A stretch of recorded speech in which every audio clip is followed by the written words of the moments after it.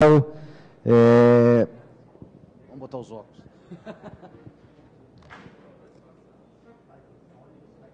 Para não dizer errado, a inserção profissional de jovens aprendizes via tecnologia. Nós vamos promover agora, em seguida, um debate bastante importante com a participação do ministro Ronaldo Nogueira, né? E antes disso, nós vamos só fazer uma apresentação do Dudu Gaiteiro aqui, que é um jovem aprendiz, né? É um jovem que estuda nas turmas de robótica, inclusive veio para o FISLE para fazer esse trabalho de aprendizado. Vai lá, Dudu.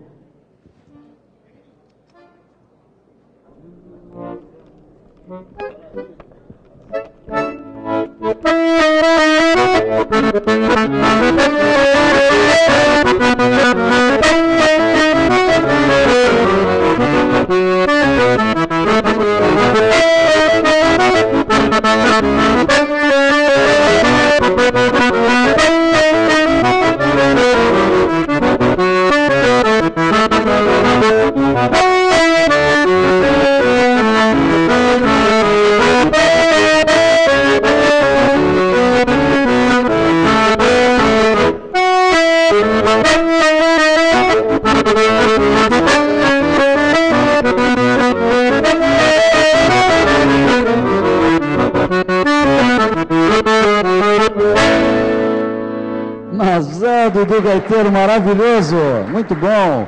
Vamos mais uma para animar essa turma e para chamar o pessoal lá de fora aqui para dentro para discussão, para a gente poder começar o painel.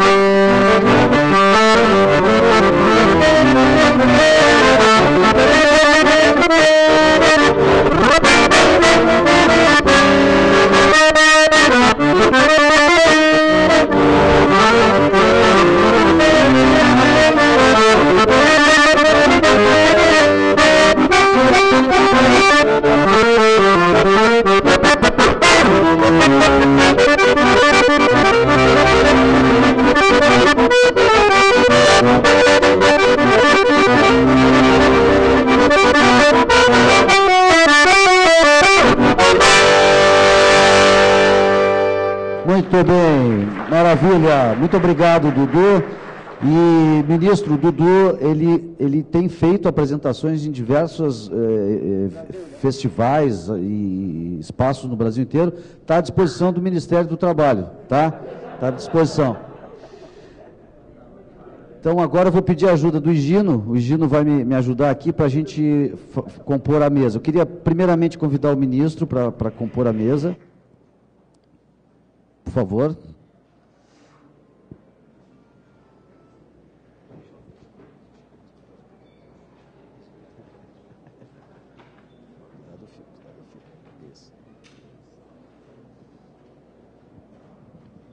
Quem?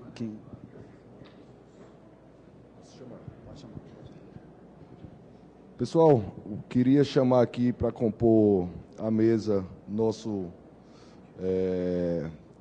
diretor do curso de computação aqui da PUC, professor Dotti, por favor, para compor aqui a mesa. Queria chamar também o Cesostres, representando o programa Interleges, Senado Federal. Professor Paulo Meirelles, representando a UNB, Universidade de Brasília. Daniel Chin, representando o Lab Hacker da Câmara dos Deputados. Queria chamar também a doutora Denise Brambila, Superintendência Regional do Trabalho, grande nome no mundo da aprendizagem. E eu espero contar com a participação de todos vocês nesse debate, que não vai ser um... Opa!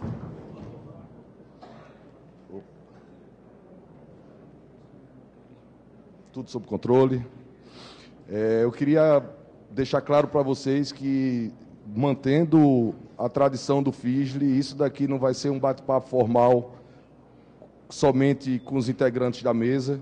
Nós queremos abrir o diálogo, queremos ouvir a opinião de todos, para que assim possamos construir uma nova política pública de inserção do jovem no mercado de trabalho pela aprendizagem. Precisamos ouvir os depoimentos, as opiniões dos mais jovens, dos mais experientes, do Alessandro, você é um grande exemplo, Rafael também, você, Fabiana, vem representando o lado dos empregadores, temos mais presenças aqui da Superintendência Regional do Trabalho, temos também aqui o representante da Fundação Roberto Marinho, enfim, muita gente que tem muito para contribuir sobre esse tema. Queria dar a palavra para o ministro abrir o nosso painel, para que depois possamos dar continuidade aos trabalhos.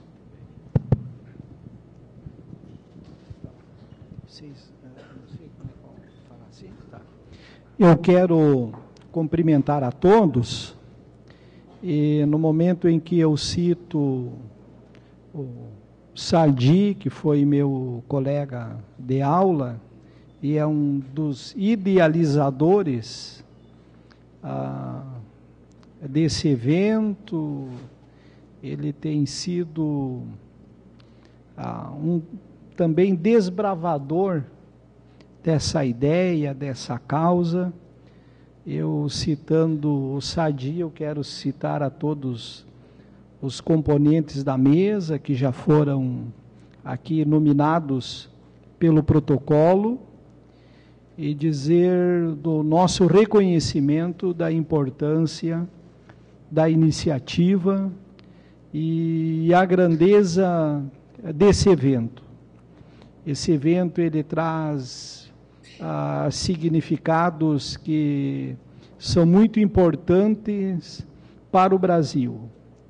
Primeiro, a grandeza de uma nação, ela não se constitui somente na grandeza dos seus edifícios, no que diz respeito à sua renda, mas reside no número de cidadãos que tenham o domínio sobre o conhecimento da tecnologia.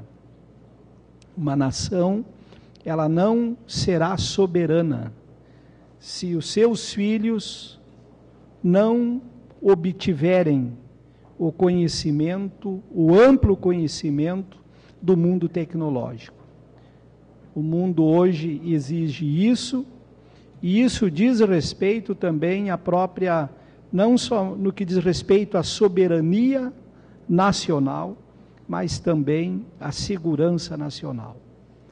A iniciativa, ela abre também caminhos para que o Ministério do Trabalho, os outros ministérios que fazem parte desse componente muito amplo, como é o Ministério da Ciência e Tecnologia, que aqui está representado, as outras estruturas de governo, para que possa realizar uma ação muito importante, que tenha vistas a inclusão do cidadão também para esse mundo tecnológico, que é um mundo muito importante e tão necessário. É o futuro presente.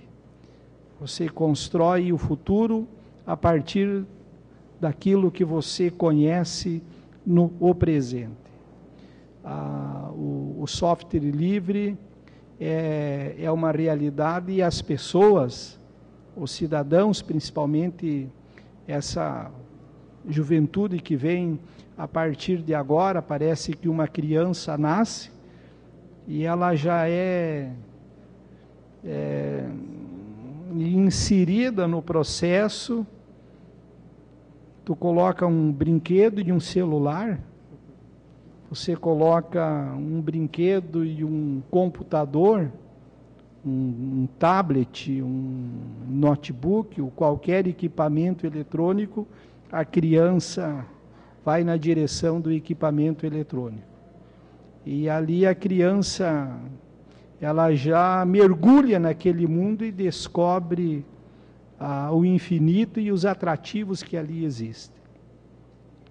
E esse mundo, ele é como uma terra que ela tem capacidade de produzir coisas boas e coisas que não são boas. Então nós precisamos dar o conhecimento para essa nova geração que vem vindo aí. Ele tem que conhecer o bem e o mal. E conhecendo o bem e o mal, ele tem que ter o discernimento das consequências boas do bem e as consequências más do mal. Então é muito importante, e eu quero cumprimentar o Sadi, a todos aqueles que fazem parte, vou utilizar aqui uma expressão, desse apostolado do domínio, do conhecimento e da tecnologia.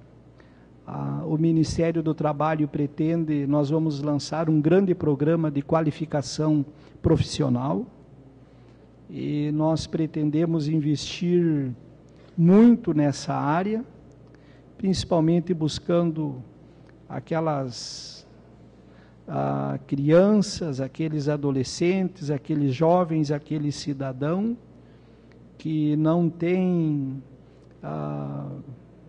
oportunidades de acesso e muitas vezes também não tem oportunidades de adquirir os programas privados que são disponíveis no mercado, mas eles precisam conhecer que tem os programas que são livres.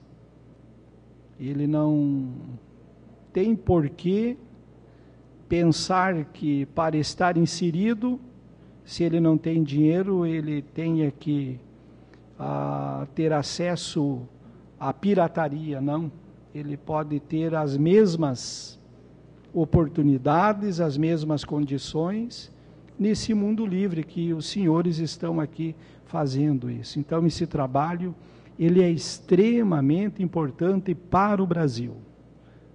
A geração do futuro vai agradecer. Vocês vão ser lembrados no futuro, Sadi. Pode terem certeza disso. A soberania nacional, o domínio da tecnologia, a grandeza dessa nação vai agradecer vocês. O legado que ficou dos homens que marcaram o seu tempo, às vezes eles começaram uma causa solitária. E uma causa até não sendo até nem compreendido.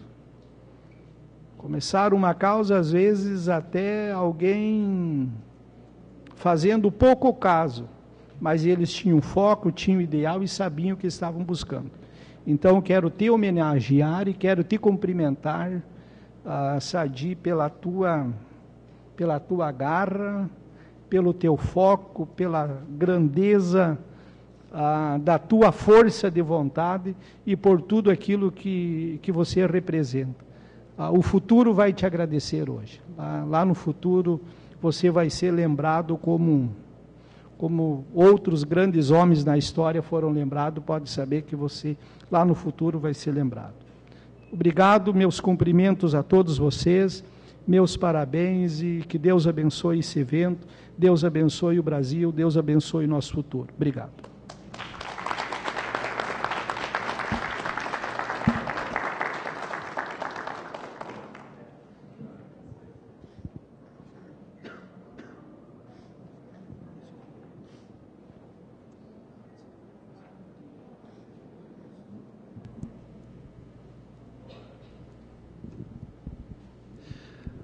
Senhoras e senhores, aqui representando o magnífico reitor da PUC, gostaria de dizer que é sempre uma honra e um prazer tê-los aqui conosco. Gostaria de...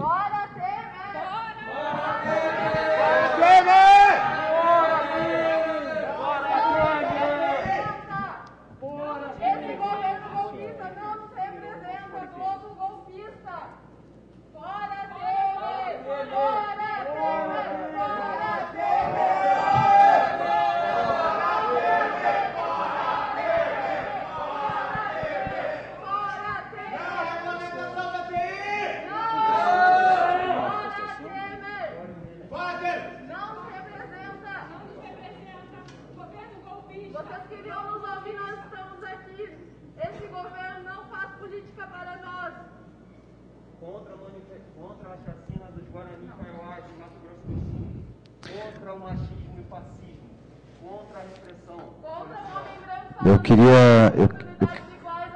Eu queria solicitar que os manifestantes que já puderam fazer a sua fala permitissem que a mesa desse continuidade à discussão, por gentileza.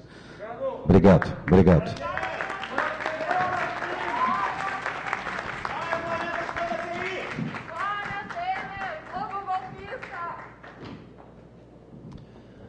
Então, novamente, é um prazer e uma honra aqui para nós da PUC ter esse evento conosco, com tamanha pluralidade de expressões em todos os sentidos. No que diz respeito à computação especificamente, e eu estou aqui porque o irmão reitor pediu que eu viesse o representando em função de eu ser atualmente diretor da Faculdade de Informática. Gostaria de saudar desde já o que eu ouvi com relação ao programa e às intenções do senhor ministro e do seu pessoal, do Higino aqui, diretor. Acho que vai ser colocado bem no debate. Existe um campo muito fértil para essa discussão, também do ponto de vista do ensino, que é o que eu humildemente quero aqui representar do ponto de vista do ensino de computação, né? Então, saúdo a comunidade de software livre, também enfatizando as palavras do ministro, porque certamente essas iniciativas e esses resultados representam um arcabouço de onde pode se partir para uma iniciativa de valorizar o trabalho do jovem, inserir o jovem num mercado competitivo, num mercado de trabalho agregado, né? Nós aqui no Rio Grande do Sul, né, nós temos que saudar quando a meteorologia vai bem e nós temos boas safras. Isso não precisa ser sempre assim, nós temos capacidade de ter uma matriz de base tecnológica, né, produzindo e com competitividade nacional e internacional, e assim outros estados e o Brasil também pode galgar para isso, né?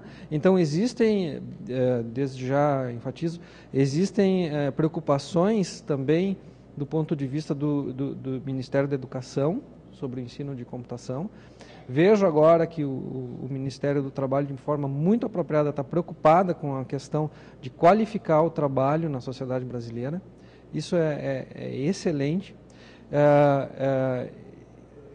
Por favor, continuemos com toda essa garra. E com relação aos manifestantes, eu só quero dizer assim, eu particularmente não tenho partido, mas a nossa sociedade, ela precisa olhar cada vez menos para os partidos e cada vez mais tomar as mãos e fazer o que a sociedade precisa fazer enquanto povo pacífico, organizado, e a nossa democracia está cada vez mais se mostrando, né? Existem fases e nós estamos passando e amadurecendo. São as dores do crescimento, né? Então, não entrando aqui na minha área, que é uma área mais política, passo para o Sadi de volta.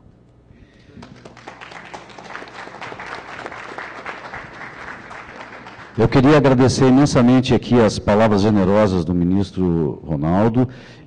Ele tem agora mais uma agenda para dar continuidade e o Higino está propondo que a gente comece o debate, que é o que interessa. O nosso tempo está passando, a gente tem um espaço na sala, logo depois tem outra atividade, e a gente gostaria de começar o trabalho. Então, agradecer mais uma vez a presença do ministro Ronaldo e a presença de vocês todos, e vamos iniciar os trabalhos. Valeu, Sérgio. Parabéns, viu? Parabéns.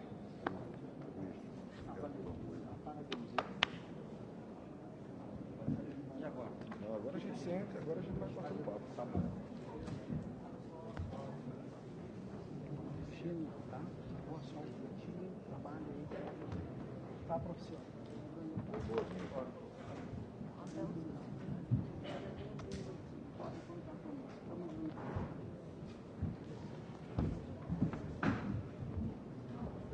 Vinícius, pode colocar ali? Agora. Acho que aí tá. Bom dia, pessoal. Desfeitas as formalidades, agora nós podemos chegar mais objetivamente ao nosso foco, que é o debate acerca da inserção do jovem no mercado de trabalho pela porta da tecnologia. É uma honra contar aqui com os representantes da Câmara dos Deputados, da UNB, do Senado Federal, da PUC, da Superintendência do Trabalho, Regional do Trabalho aqui do Rio Grande do Sul e demais presentes. Assim, espero que desse painel saiamos com as diretrizes. Nosso objetivo, e é muito importante que fique claro, não é fazer uma plenária onde nós da mesa iremos debater e vocês irão só ouvir. Longe disso. Nós queremos, na verdade, fazer um grande bate-papo com um tema comum para que possamos ouvir o maior número de opiniões. Essas opiniões é o que nos nortearão na implementação de uma nova política pública nacional. Dentro do programa Qualifica Brasil, que está sendo implementado pelo Ministério do Trabalho, nós temos a oportunidade agora de inserir a tecnologia, que, por incrível que pareça, até hoje não está inserida. E nós, Ministério do Trabalho, estamos aqui no FISLE, exatamente por conta do respeito ao histórico do FISLE, por sabermos que o FISLE é um local democrático, onde nós temos uma pluralidade imensa de opiniões, temos o conceito do software livre, e não queríamos apenas que fosse um programa que saísse de Brasília para o Brasil. Nós queremos que isso seja construído colaborativamente, com opiniões diversas, de nomes notáveis, e que possa ser debatida e não seja uma criação do Ministério do Trabalho, mas sim algo construído com a comunidade, sob o olhar do Ministério do Trabalho. É assim o nosso pensamento. E para contextualizar vocês, tu colocou aí, Vinícius? Para contextualizar vocês, eu vou só, principalmente, eu vou falar o que é aprendizagem, muito rapidamente, porque nosso tempo é muito curto. Chegou, mandei, mas não tem problema não. Quando a gente fala de inserção do jovem aprendiz no mercado do trabalho, nós estamos falando especificamente do jovem de 14 a 24 anos, isso é importante que todos tenham esse contexto, de 14 a 24 anos, que estejam matriculados no ensino regular e frequentando. Ou seja, é um universo realmente interessante de se trabalhar, é uma fase que os jovens ainda estão com a cabeça aberta, e estamos no momento, na verdade já estamos até atrasados, mas estamos no momento em que não podemos mais ir adiante sem a tecnologia. Esse é o contexto em que quero colocar vocês. Nós temos alguns números interessantes. Quando a gente fala do jovem aprendiz, a gente está falando de lei, de legislação. Isso é interessante que todos saibam. Todas as empresas de médio e grande porte têm, por obrigação legal, a composição do seu quadro funcional ter de 5% a 15% de menores aprendizes. Isso é a obrigação legal.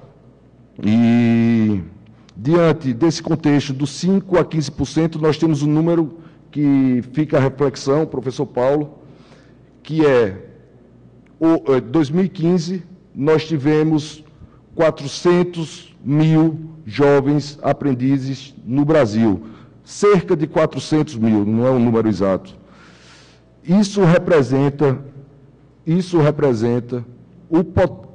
apenas 32,4% do nosso potencial mínimo somente pelo cumprimento da legislação. Ou seja, se todas as empresas de médio e grande porte cumprissem a mínima cota de 5% da aprendizagem, nós teríamos uma inserção no mercado de trabalho por ano de mais de 1 milhão e 200 jovens aprendizes. Esse contexto é importante que nós saibamos, é importante que nós também tenhamos a convicção de que podemos fazer nossa parte, é por isso que estamos aqui, e queremos propostas e queremos opiniões sobre como melhor ajudar esse jovem aprendiz, seja metodologicamente, seja através de trilhas, caminhos a serem definidos. E eu tenho mais um dado, só para terminar, depois o Vinícius tem mais alguns interessantes que eu vou passar para ele.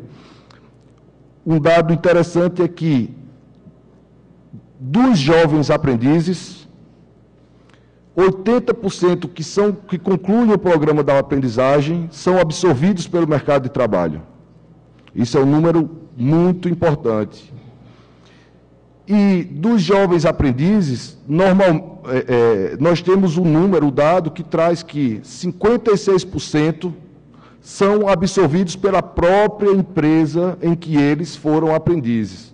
Ou seja, não há de não podemos deixar de enxergar a importância desse programa, a importância dessa legislação, e temos que aqui tentar sensibilizar e fazer nossa parte para que ela seja cumprida. Eu quero, de imediato, para abrir o debate, nós, como eu falei, vai ser um bate-papo, eu queria trazer como primeiro tema como vocês, como todos nós, poderíamos contribuir na construção desse projeto, em estrutura pedagógica, em intermediação de tecnologia, em colaboração de conteúdo, enfim, eu queria em fiscalização do próprio aprendizagem, de que forma nós, cidadãos, podemos contribuir nesse contexto de fomento à cultura da aprendizagem, à legislação da aprendizagem. Vou passar aqui a palavra ao Cesostes, depois vamos falando, e depois, quem tiver alguma opinião na plateia, a gente leva o microfone, enfim. Queremos que seja o mais democrático e participativo possível. Tá já? Cesostes. Bom dia. Bom, eu me senti muito honrado de ter sido convidado para participar dessa plenária, porque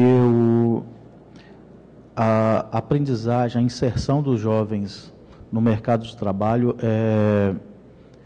é muito importante, é a forma da gente garantir o futuro do Brasil, garantir que esses jovens, principalmente os jovens que ficam, que vivem em situação de risco social, tenha contato com outros círculos, né, de pessoas, tenha contato com pessoas que estão já inseridas no mercado de trabalho. Então, o programa Jovem Aprendiz coloca esses jovens trabalhando com profissionais, próximo a profissionais, desenvolvendo atividades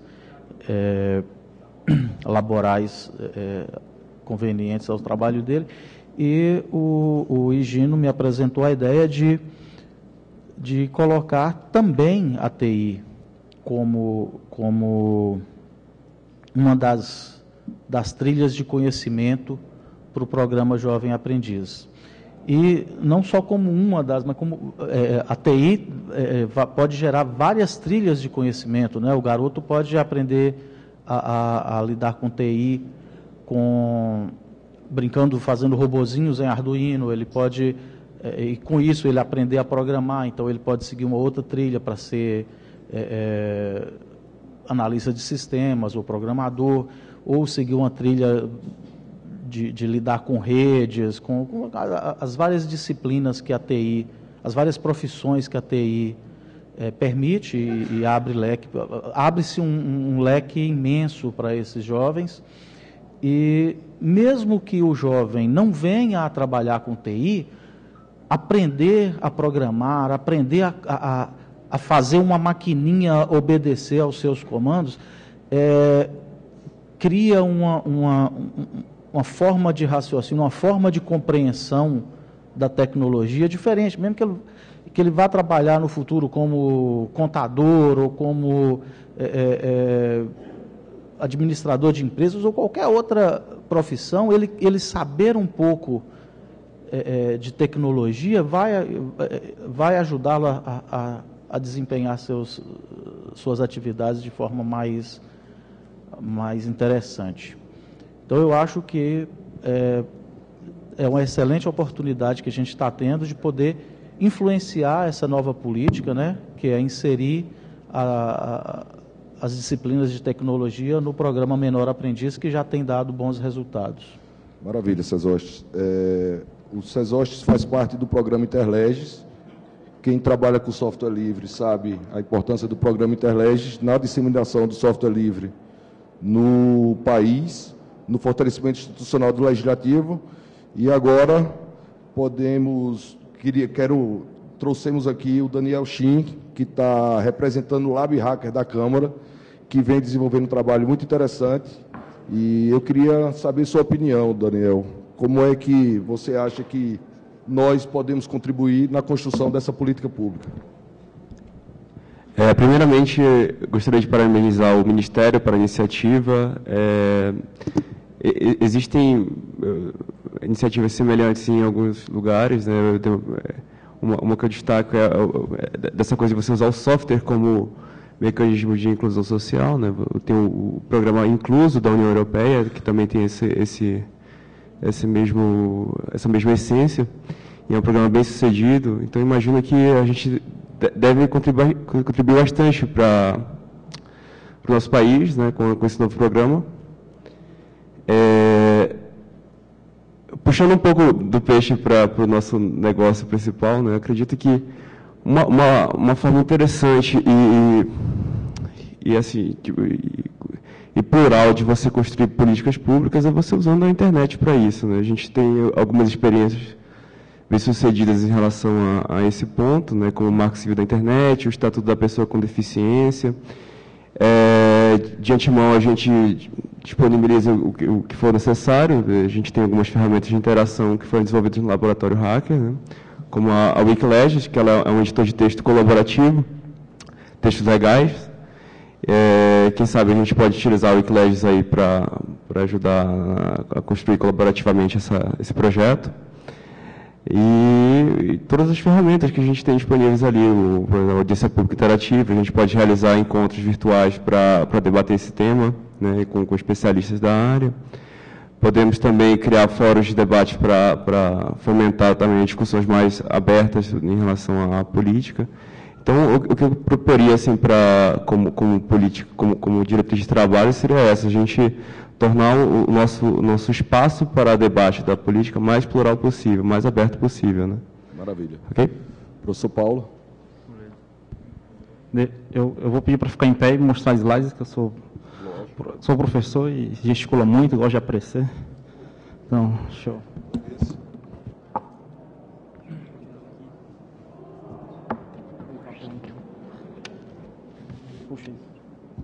Pronto, alô. Tá, então, como a gente está em fim de semestre lá na UNB, eu não me arrisquei a improvisar, porque a cabeça está muito cheia. E deixa eu espelhar aqui.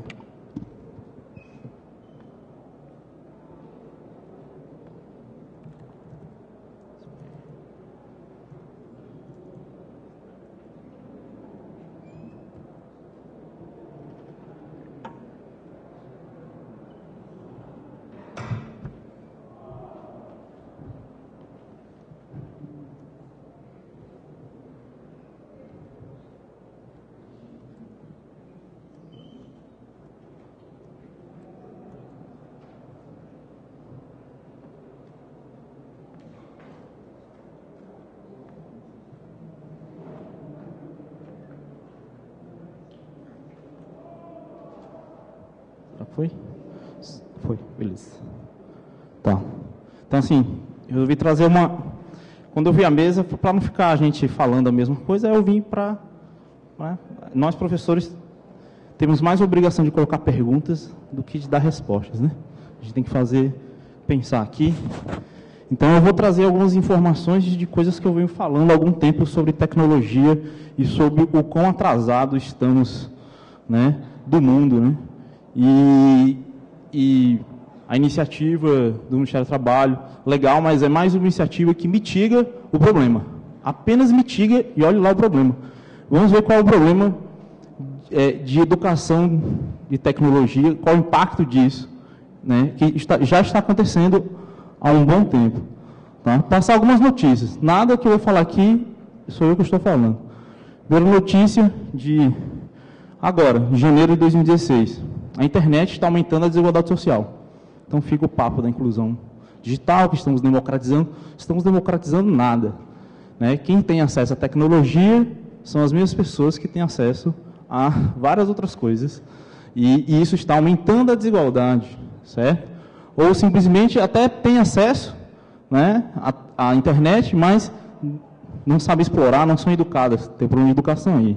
Então, a primeira pergunta é, cara, se só o fato do acesso à internet já aumenta a desigualdade, a outra pergunta é, o que vai acontecer entre os países que já estão há alguns anos, ou há mais de uma década, investindo em ensinar programação para suas crianças do primário. Programação, não estou falando que é fazer robô com Arduino, é programação, lógica, trazer a ciência da computação para o mesmo status que é a ciência matemática, a física, a química, tudo isso que a gente aprende no primário. O que vai acontecer, ou o que vai acontecer em breve, 5 anos, 10 anos, como vai aumentar essa desigualdade? Então, a primeira notícia é que a Austrália, em 2015, anuncia que o conteúdo de História e Geografia, não vai ser mais presencial, não vai ser mais tradicional. Ele vai ser ensinado, né, standalone, será ensinado de outra forma. Esse horário de História e Geografia, os meninos lá, a partir do 5º ano, vão aprender a programar. Né? Aí está aí a notícia, eles falam que vão substituir porque eles estão focados em Computer Coding. Certo? Nisso que eu estou interessado. 5º, 7º ano, assim por diante. Para você que não entendeu, a Austrália vai substituir História e Geografia por coding, no primário, no currículo. É uma coisa nacional, certo? E aí surge essa sigla aqui, STEM, STEM, se você quiser. Ciência, Tecnologia, Engenharia e Matemática. Esse é o foco da educação na Austrália. Beleza, vamos para o lado da Austrália, vamos para a Nova Zelândia. Mesma conversa. Né? Colocou crianças para programar no primário, a partir dos 7 anos de idade. Certo? Aí, fala explicitamente, né? A inclusão de coding, algoritmos de linguagem de programação, né, nos currículos das escolas ao redor do mundo, muda o enfoque. Certo?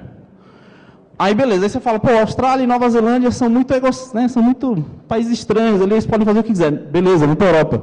Isso é um site alemão, dizendo então que a partir dos 5 anos de idade, Alemanha, 7-1, vão começar a ensinar programação. Aí ele fala, ó, alguns estados da Alemanha estão introduzindo coding, Dinamarca está fazendo isso, Estônia está fazendo isso, e fala que as escolas britânicas estão fazendo isso também. Eu estou falando que só o acesso à internet já está em estudo que aumenta a desigualdade.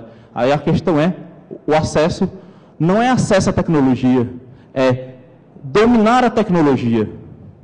Dominar de fato a tecnologia. E dominar de fato a tecnologia é você estar do outro lado, né, conhecer código. Aí beleza, passei pela Austrália, Nova Zelândia, Europa. A Europa pode ser muito romântica. Vamos falar dos Estados Unidos? Olha a brincadeira como ficou boa dos Estados Unidos. Casa Branca. Casa Branca anuncia em 2014 que o Obama é o primeiro presidente a escrever uma linha de código. Olha, tudo bem que nós não estamos muito orgulhosos dos nossos presidentes, mas o Obama, né, é o cara mais ocupado do mundo, e ele tem a notícia que o Obama foi o primeiro cara a escrever, e mais uma vez surge uma linha de código, e mais uma vez surge aquela sigla, né, de Ciência, Tecnologia, Engenharia e Matemática. E nos Estados Unidos vai um pouco mais longe, fala assim, ó, eu estou preocupado na educação de Ciência, Tecnologia, Engenharia e Matemática, especialmente para garotas e, né, estudantes pouco representados nesse contexto, nesses campos. Certo? Aí está lá o Obama, simpatia, né? O Obama com a menina programando. Aí eu acho que ele comitou, vocês acham? Acho que ele comitou, hein? Eu acho que rodou. O cara mais ocupado do mundo conseguiu sentar durante uma hora e com a menina aí ele programou um código. Olha o recado que o Obama está dando para os Estados Unidos, que já tem aquele sentimento de nação, falando assim, vamos programar, vamos dominar a tecnologia. Aí ele, acho que o vice-presidente lá, o Biden, não estava tendo muito sucesso não, mas ele estava lá também. Ele não está sorridente com o Obama não, mas ele estava programando. Então aí o Obama fala, né, computadores fazem parte aí do futuro, etc. Aí ele, aquelas frases bombásticas aí, não apenas jogue no seu smartphone, no seu telefone, programe-o. Ele está dizendo que, cara, ok, dominar a tecnologia, usar. Não, eu quero que a próxima geração programe isso aqui. Tá? Aí os caras são o rei do marketing, né? Tem lá uma plataforma code.org, então eles aproveitam aí, por exemplo, Star Wars. Aí vamos ensinar a molecada a programar o BB-8. Se você não sabe o que é o BB-8, coitado. Né? BB-8 é esse robôzinho simpático. Simples. Então, uma criança não vai, obviamente, programar em C, linguagens complexas, vai programar em bloquinhos, mas vai desenvolver o raciocínio lógico. Até lá na frente, dominar, e ter o prazer de dominar a tecnologia. Certo? Aí eles fazem o marketing. Está lá o Aston Kutcher, Jessica Alba, Shakira, né? O Chris Bosh, jogador do NBA. Todos eles falando assim, qualquer um pode programar. Olha a mensagem que os caras estão dando. Fora os investimentos de bilhões.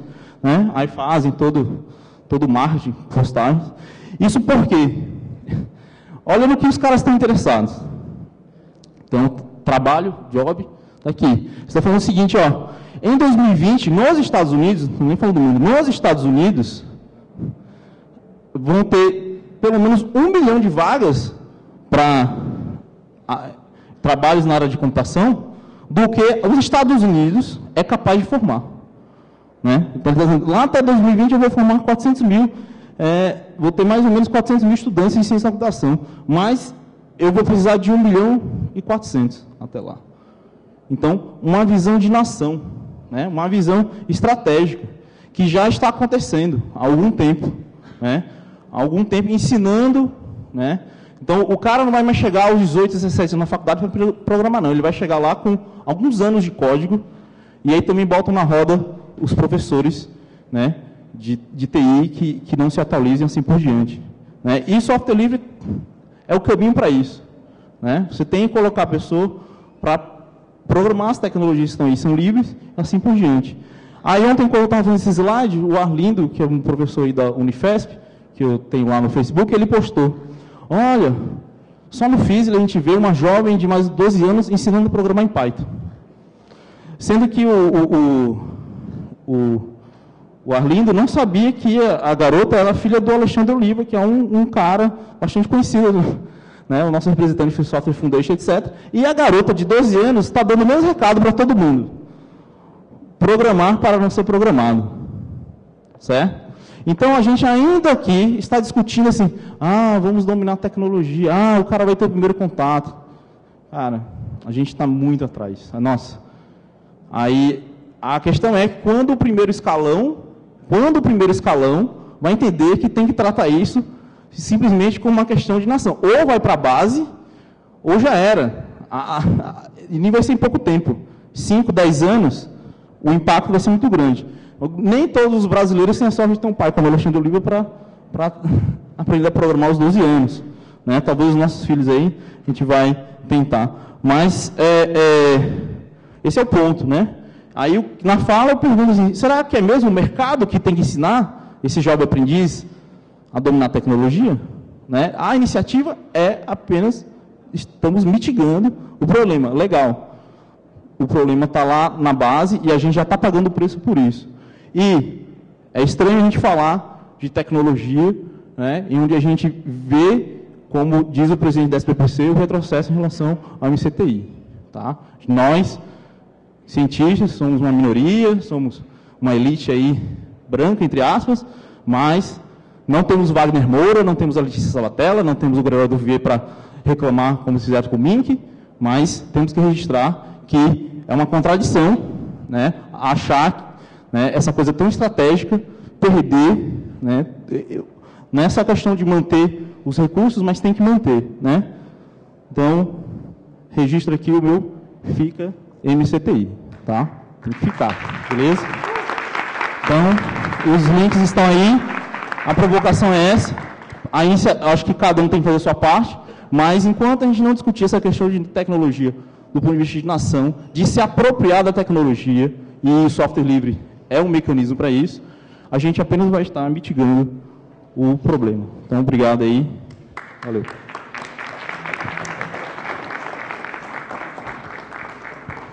Obrigado, professor Paulo. Sua participação é sempre uma aula. Eu concordo plenamente. Nossa preocupação é exatamente nisso.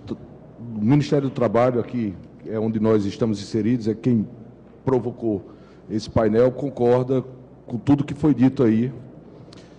Só que nosso papel é o mercado de trabalho.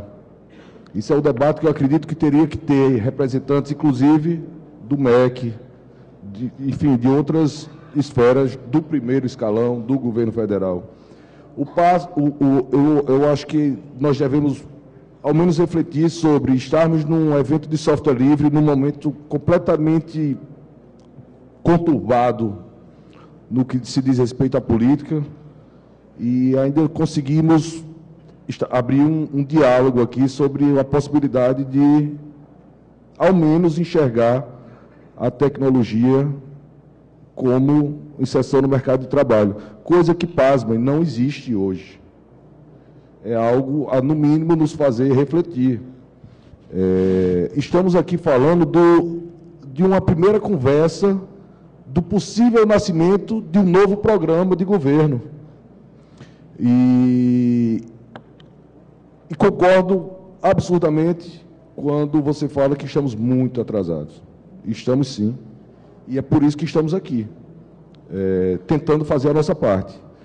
E pode ficar certo que, no que eu puder, no que nós pudermos ajudar em defesa dessa causa, nós assim o faremos. Tanto é que estamos aqui batendo esse papo, que parece ser que deveria ter sido rolado há uns 10 anos atrás, no mínimo. Mas é isso. Queria passar aqui a palavra para o professor Dotti, para ver se ele tem alguma opinião. Só queria chamar a atenção para os tempos, porque nós temos até 1 hora já passando, já nos adiantamos muito do tempo. E, por favor. Mais uma vez, obrigado pelo convite. Eu acho que nós estamos aqui discutindo um ponto extremamente relevante, né, que é como é que nós cuidamos das nossas crianças também, dos nossos jovens. Então, a educação já está aparecendo aqui nessa discussão, é uma discussão sobre inserção ou qualificação do trabalho, mas a educação está presente, né? Os países que tiveram uma programada abordagem tecnológica, eles modificaram toda a matriz educacional, como os países coreanos, da Ásia, alguns países lá, os tigres asiáticos, e eles tiveram resultados impressionantes. Tá? Então, como é que eu enxergo essa iniciativa? Muito louvável, espero que seja o início de algo maior, né? Porque apesar da conversa ser muito com a educação, está claro aqui colocado que quando nós olhamos para o perfil de trabalho brasileiro, esse perfil de trabalho que hoje se encontra, ele se ressente de não ter uma matriz educacional adequada. As empresas, as iniciativas, elas estão perdendo em força competitiva devido às lacunas na nossa educação. Isso é claro, isso está muito atrasado. Eu queria me juntar ao professor da Universidade de Brasília quando coloca as suas preocupações, né? Com relação ao ensino de computação, né? Existe uma discussão mundial, como já foi colocado pelo colega, a respeito da introdução de aspectos da computação no ensino fundamental e ensino médio. Tá? Isso não é só uma pressão de mercado de trabalho, o mercado de trabalho é muito grande, a demanda por profissionais vai ser cada vez maior, porque a nossa sociedade, obviamente, é permeada por informática e computação, mas essa demanda também tem uma razão de ser mais fundamental, porque existem estudos que mostram que o raciocínio computacional ele é um dos pilares que deve ser aprendido pelos jovens, pelas crianças, ao lado de línguas e matemática. Esse é mais um pilar. Raciocínio, resolução de problemas e abstração é mais um pilar necessário ao desenvolvimento dos jovens. Então, por uma outra razão, que não só o mercado de trabalho e preparar para o futuro mercado e para a competitividade, mas por uma razão da própria formação desses jovens, o caminho no sentido de termos um programa que prepare jovens e insira os jovens através de tecnologia, e aqui eu me refiro mais especificamente a software, produzir software, a capacidade de produzir software que insere esses jovens num mercado importante, nacional e mundial. Isso requer alguns conceitos que estão sendo estudados, como introduzir isso na educação básica fundamental. Então, quem é que está tendo esse tipo de diálogo, né? Existe uma chamada do Ministério da Educação para rediscutir currículos, né, do ensino médio fundamental. A Sociedade Brasileira de Computação está lá representada. A Sociedade Brasileira de Computação tem uma diretoria de educação, ela está lá discutindo como introduzir conceitos de computação no ensino. Tá? É claro que essa é uma primeira discussão. É difícil que todos entendam a importância disso como formação e como estratégia de país.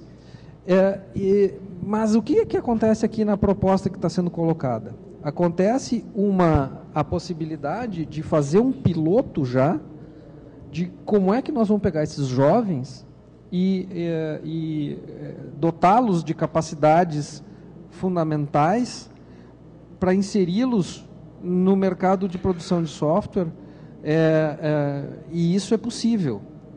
Nós temos projetos aqui na Faculdade de Informática desse cunho. Eu não posso mencionar algumas empresas, porque eu não sei se elas permitem, mas nós temos projetos sociais que ensinam jovens a programação. E esses jovens são muito bem sucedidos. Uma das empresas está aí, então eu vou citar, a ThoughtWorks. Nós temos um projeto de ensino de jovens, para jovens do ensino médio, de periferia, de conceitos de computação. E essa experiência para eles é considerada transformadora. A palavra que eles usam é divisor, transformador. A vida deles muda. Tá? Agora nós estamos falando de fazer isso em uma grande escala. Tá? O que eu vejo? Eu vejo que nós precisamos discutir, por exemplo, através da Sociedade Brasileira de Computação ou através de um comitê que seja chamado, discutir a estrutura conceitual dessa experiência, e ela é possível, só que a escala é que tem que ser administrada. E nós temos que pensar o passo posterior também. Eu vejo a computação como uma área de inserção, não só de forma inicial, mas se tu comparares com profissões como a medicina, algumas engenharias, o direito, tu vais ver que em várias profissões, para o jovem ter já estou acabando, para o jovem ter uma função produtiva no mercado, ele precisa avançar vários anos na formação superior. Na computação, nós podemos fazer desenhos de cursos onde esses jovens aprendam em módulos, e alguns módulos certifiquem competências para esses jovens poderem atuar na sociedade E, posteriormente, ele adquire mais um módulo, ele se forma em mais um módulo até chegar num grau superior. A nossa área permite isso mais do que outras. Então, as minhas contribuições são no sentido de a preocupação com a formação do jovem, ela é alinhada não só com a extrema necessidade no mercado, mas alinhada com uma tendência mundial na área de educação, deve ser investigado, deve ser posto à frente, e deve-se pensar na continuidade desse jovem na área, porque a nossa área é propícia a ter um ensino mesclado com o trabalho. Maravilha, professor. Eu acho que nós estamos focando, com toda a razão, e é natural, muito o nosso debate em cima da educação básica e mudança de grade curricular, e isso tudo é mais do que pertinente. Mas a nossa pauta aqui a pergunta é possível ampliar o leque de um jovem através da tecnologia para que ele seja absorvido pelo mercado formal de trabalho, para que ele seja incentivado a empreender, para que ele tome os próprios rumos da sua carreira profissional, que sendo um profissional autônomo, é possível. Então, estamos pensando da mesma forma. Nós temos uns números que o Vinícius, lá do Observatório do Trabalho, levantou para nós, que eu queria trazer para vocês, que são muito interessantes e pertinentes nessa nossa discussão. Doutora Denise, logo em seguida, esse número é importante para nos contextualizar, inclusive porque a sua opinião é muito importante diante de todo esse cenário. Vinícius, com você. Bem rapidinho, isso são dados oficiais, né, do registro administrativo do Ministério do Trabalho, uma base de dados, né, inclusive a gente tem um projeto que faz a integração dessas bases de dados desenvolvidos em software livre, né, a gente trabalha com Pentaho e tal, está ali o Horário Gleno que trabalha comigo. Só para dar uma ideia um pouco do setor de tecnologia, né, em 2009 a gente tinha no setor específico de atividade de serviços de tecnologia da informação, que aí não está só o programador, mas está também aí, nesse caso, as pessoas que trabalham nessas empresas. Então, assim, a gente tinha em 2009 224.276 pessoas contratadas com carteira assinada nesse setor. Em 5 anos, a gente passou a ter 340, então aumentou em 100 mil só nesse setor. Então, assim, é um crescimento muito rápido. As pessoas geralmente entram no mercado ganhando R$ 2.900, né? É um salário muito alto de admissão em relação à média no mercado de trabalho brasileiro como um todo, que não chega nem aos R$ 2.000. Tu pode passar, por favor, para o próximo? O que a gente vê, então, assim, é que o mercado de TI tem se expandido muito no Brasil, o mercado de trabalho formal aqui eu estou contando só o cara que é carteira assinada, não tem os autônomos, os conta própria, os PJs da vida, então, assim, isso aqui é só uma dimensão ainda mais reduzida do mercado de trabalho nessa área de TI. Em 2015, né, segundo a consultoria IDC, que é uma consultoria grande, presta serviço de consultoria de mercado para várias empresas de tecnologia no mundo, em 2015 tinha uma carência de 117, um pouco daquele gráfico que o professor falou para os Estados Unidos, né, a gente tinha uma carência no Brasil de 117 mil profissionais em 2015. A previsão até 2022 é que a gente tem de 400 mil profissionais. Então, assim, é uma coisa que, não é uma questão só nos Estados Unidos, é global o crescimento dessa demanda, a necessidade da economia que a gente tem hoje. Há uma necessidade na economia muito grande por esse tipo de profissional. E tu pode passar para o último, por favor. E aí só um dado para um pouco estimular a reflexão sobre o casamento entre a aprendizagem, que é o programa que o Higino está trazendo, e tecnologia, né? Um menor infrator custa ao Estado brasileiro cerca de R$ 8.000 por mês, totalizando aí 96 mil por ano. Um jovem aprendiz, alguns jovens aprendizes ganham entre mais salário mínimo, menos salário mínimo, depende um pouco da jornada de trabalho dele, mas digamos que a média que o cara ganha seja um salário mínimo. Ele vai arrecadar para o Estado R$ 195 por mês, R$ 2.000 por ano. Então, assim, a gente deixa de ter um custo gigante com um cara que é um menor infrator e passa a ter uma arrecadação com esse cara. E a aprendizagem, o casamento de tecnologia e aprendizagem visa muito isso, né? Você pegar um cara que não tem condições, que não tem acesso e tentar dar a ele um mecanismo de se inserir, de se colocar no mercado de trabalho através da tecnologia. E eu acho que esse casamento entre software livre e aprendizagem é algo assim emancipador para esse tipo de jovem, né? Assim, algo que realmente é o único, talvez o único caminho que ele tem de conseguir ter acesso, de ter uma inserção tecnológica. E o programa de aprendizagem é um programa que é obrigatório, que ele existe. Então, assim, acho que a ideia do Higiene tentar ver como é que a gente casa aprendizagem com software livre, tecnologia, para tentar trabalhar o processo de inserção, de formação do jovem, que geralmente tem uma condição social mais baixa, que são os jovens do programa, acho que é uma grande ideia e acho que esse cenário do mercado de trabalho ajuda um pouco e esses dados sobre custo do menor infrator e sobre arrecadação estimulam um pouco essa proposta. Desculpa aí. Maravilha. Valeu, Vinícius.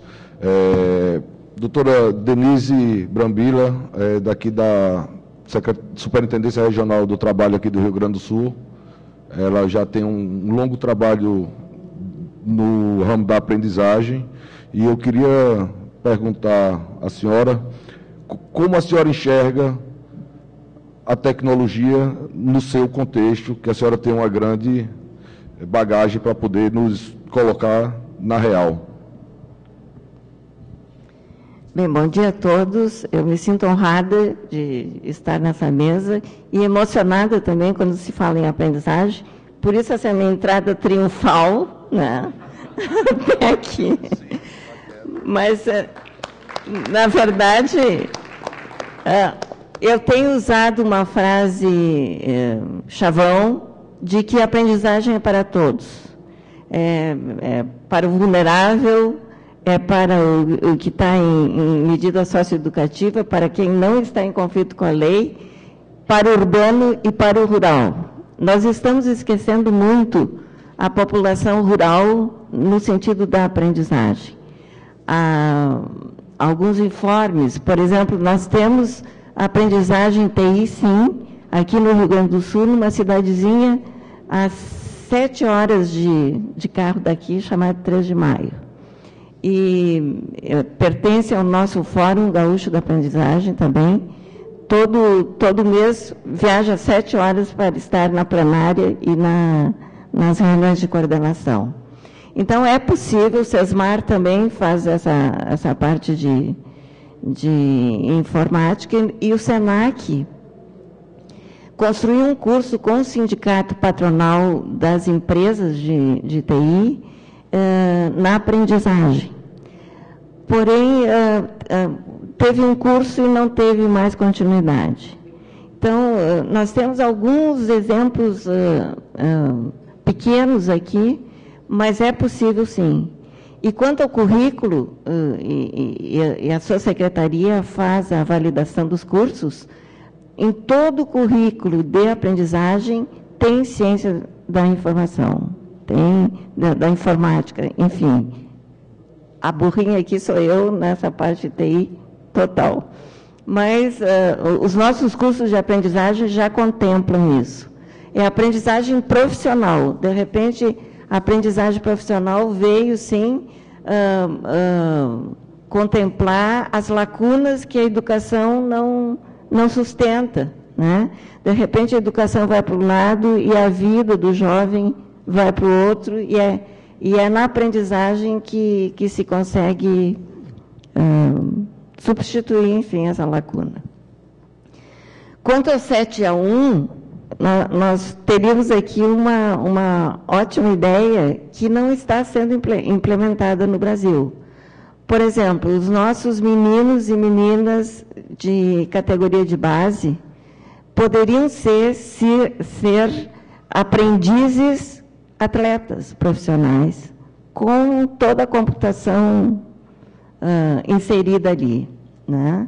Garanto que o 7-1 se inverteria, né?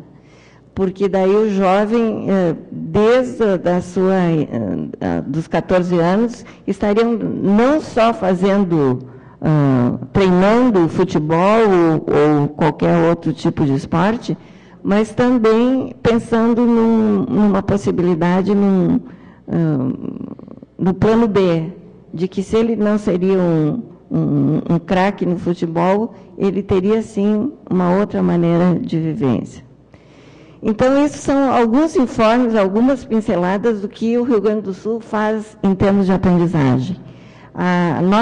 os nossos números específicos aqui, 5% nós chegaríamos a 97.500 até o ano passado, antes da crise séria, os 5% de aprendizes no Rio Grande do Sul, e a gente conseguiu, estávamos em 55 mil aprendizes. Então, nós temos ainda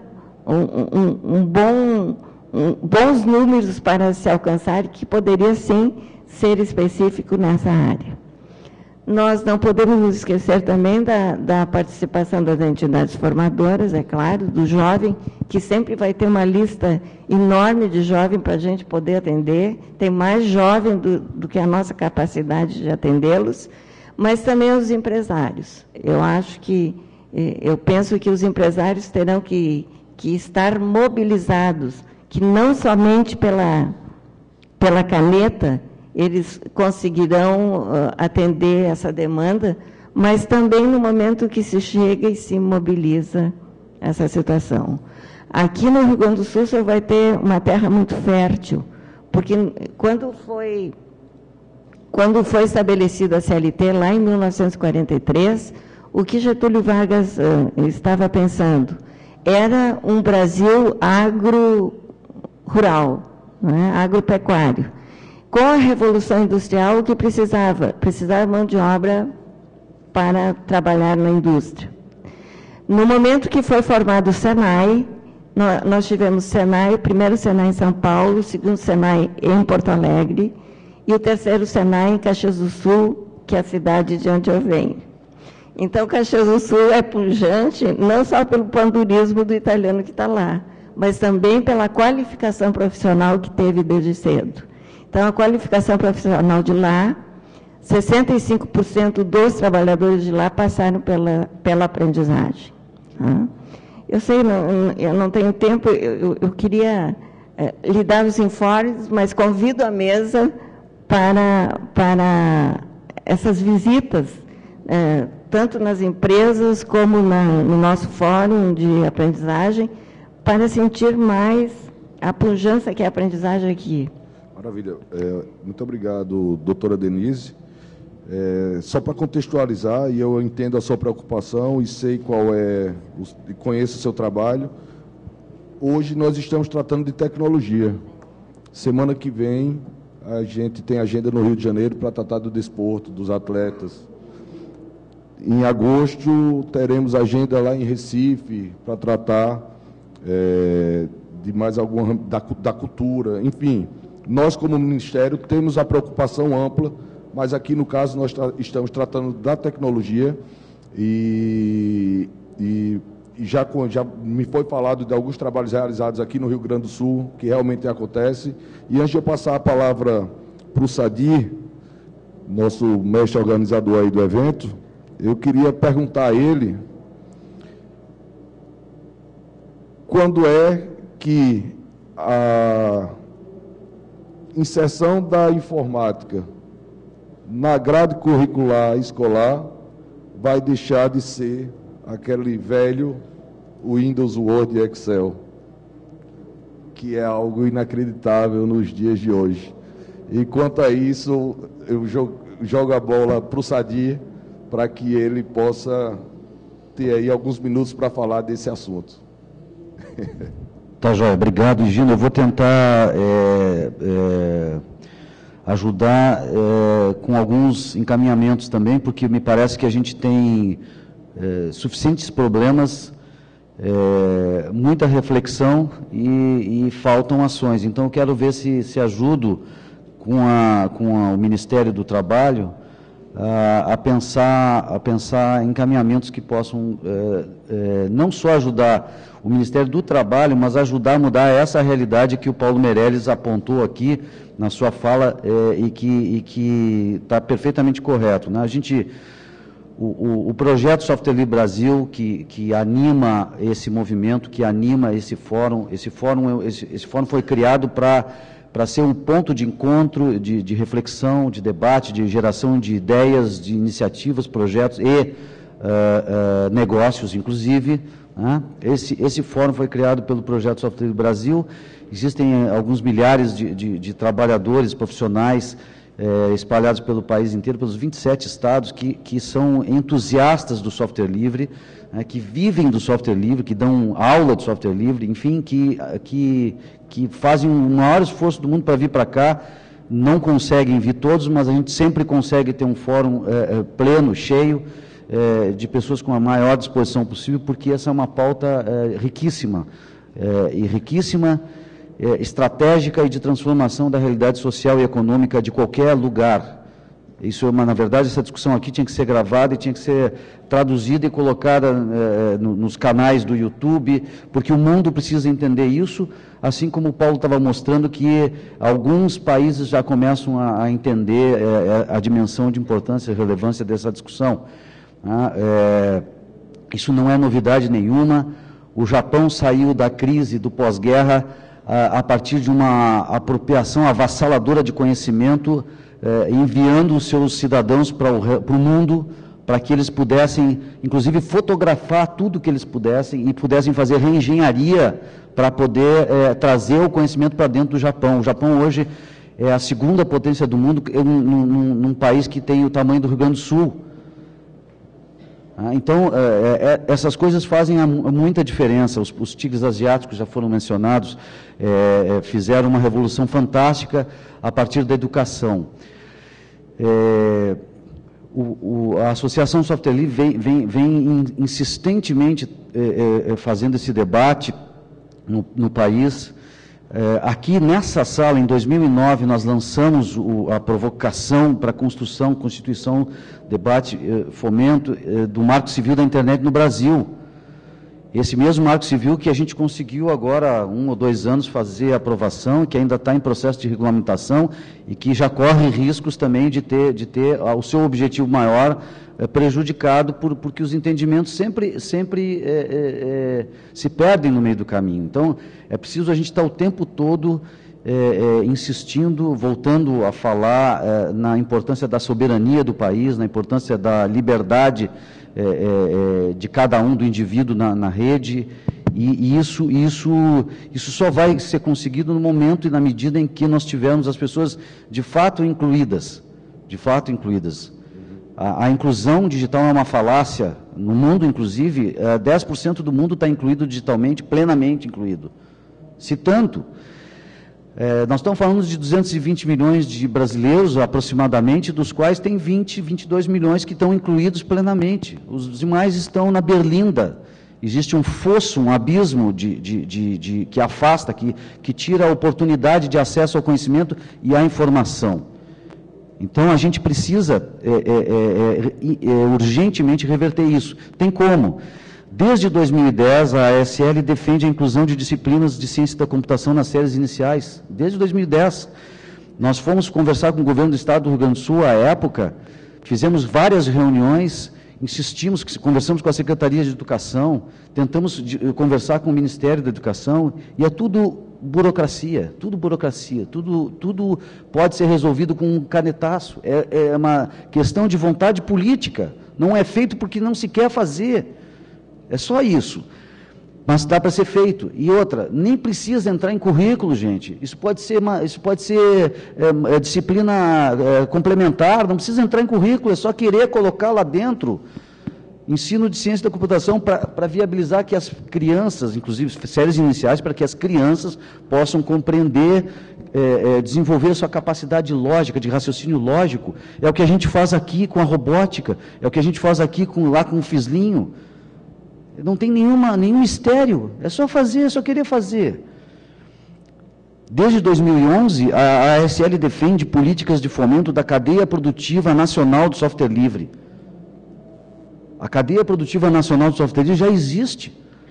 Tem 20% a 30% do software utilizado pelas empresas de tecnologia da informação de pequeno, médio e grande porte são software livre. As pessoas...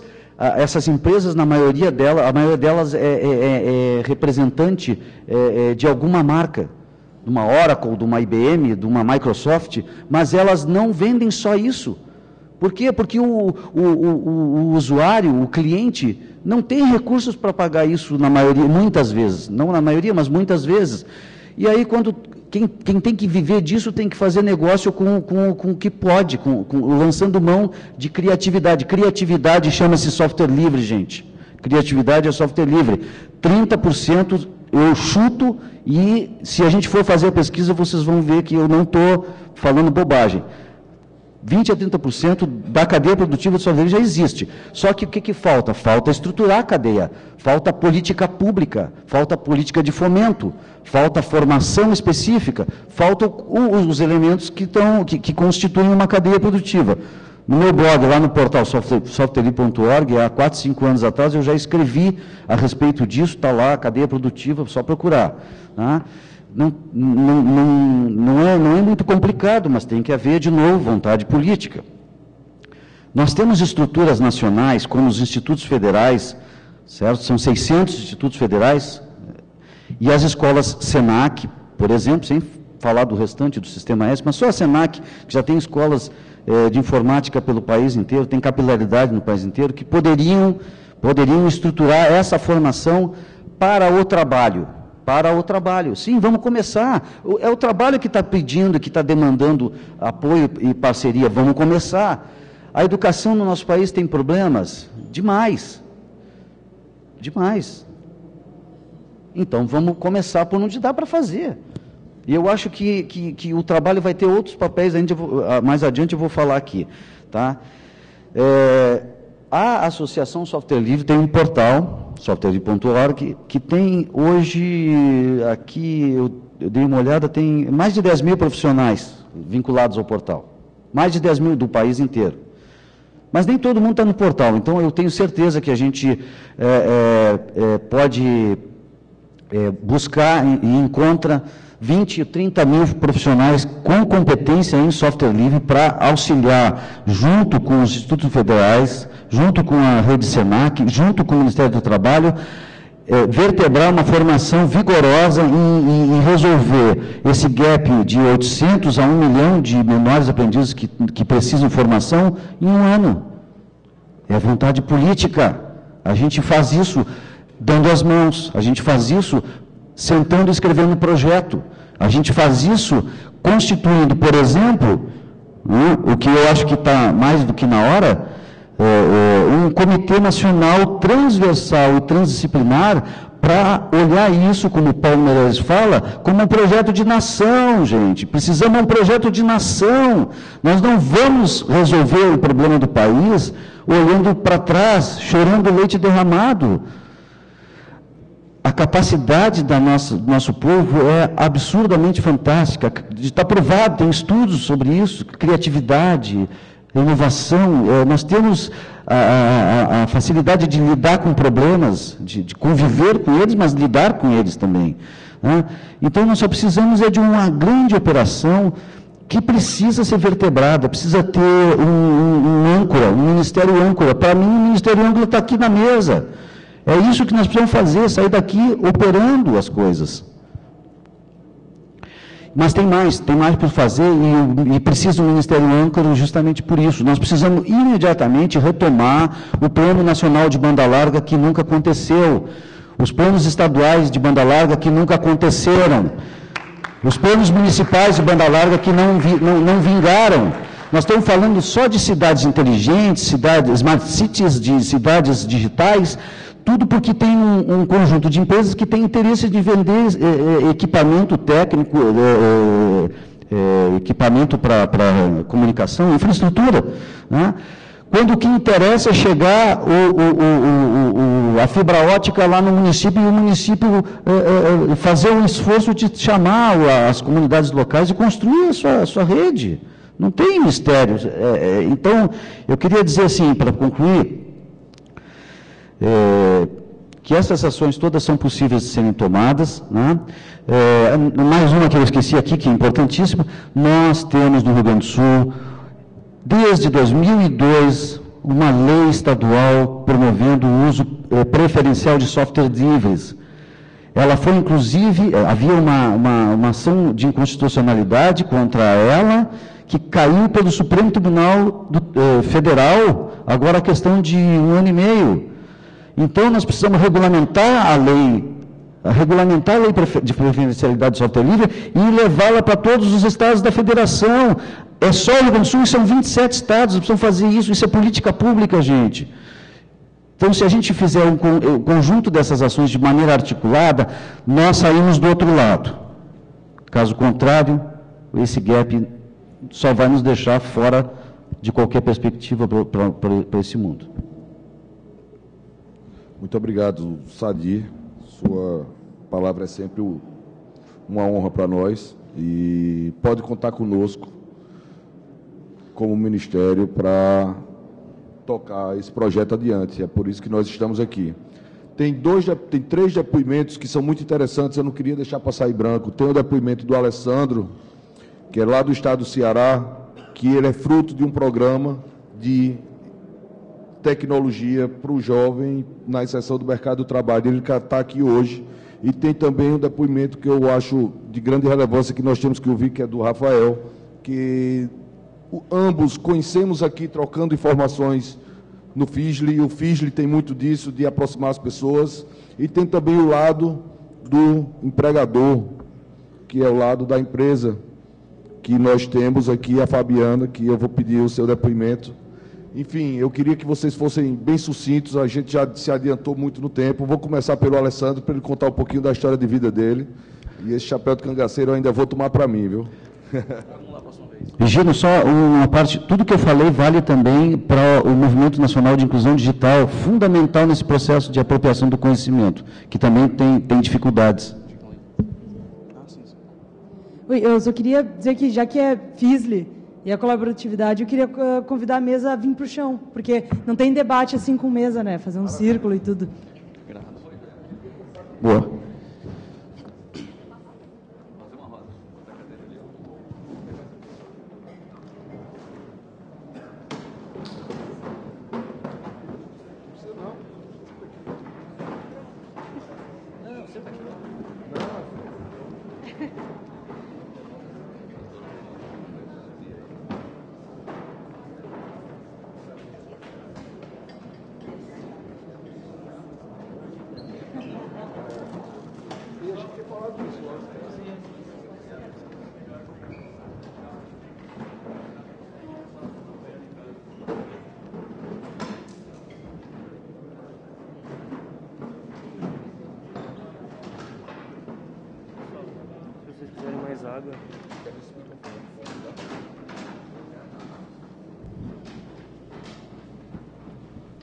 Obrigado. Essa foi a maior intervenção do painel até agora.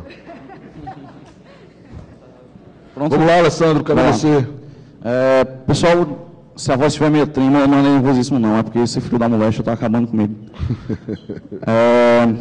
Meu nome é Alessandro Feitosa, eu sou nativo lá do Ceará, de Fortaleza. Vim aqui, não fiz da primeira vez, até uma honra estar por aqui.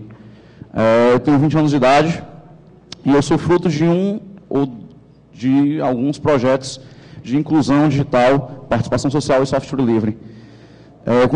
Eu sou filho de pescador, quando hoje eu olho a filha do Oliva, com 12 anos, ensinando programação, com 12 anos eu estava dentro do mangue pescando caranguejo com meu pai, e nos outros dias da semana trabalhando numa oficina de bicicleta.